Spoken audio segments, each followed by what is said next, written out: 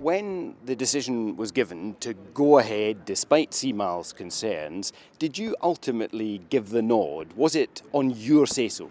I am responsible for all of the decisions that the government takes. In this particular instance, did you say, yes, You go ahead? You can look at the documentation at the time. It doesn't say that, so that's why I'm asking you. Did you give the This go-ahead? would have been a decision that was taken, like all decisions, by ministers responsible, but I am ultimately responsible for all of the And did you decisions. say, go ahead?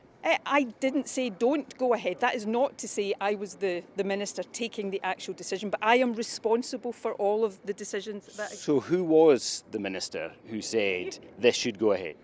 I covered this in Parliament. We know from the documentation who was asked for approval, but your predecessor says no one minister could give the say-so for something like this, which is why I'm asking the question. Well, that does not mean that that is correct. Look, I am responsible for all decisions the government takes, and I'm not going to stand here and try to pass the buck to anybody else. The buck for all decisions that the Scottish Government takes rests with me, and that is the position on this issue, and it's the position on all issues. So why don't you put your hands up and say the government got this spectacularly wrong and that you're sorry?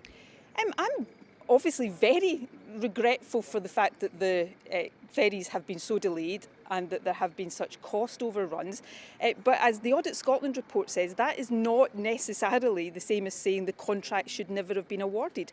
The fulfilment of the contract went badly wrong, and these things are not necessarily the same thing. There are lots of lessons to learn here, but it's also important we learn the right lessons and apply that learning for the future.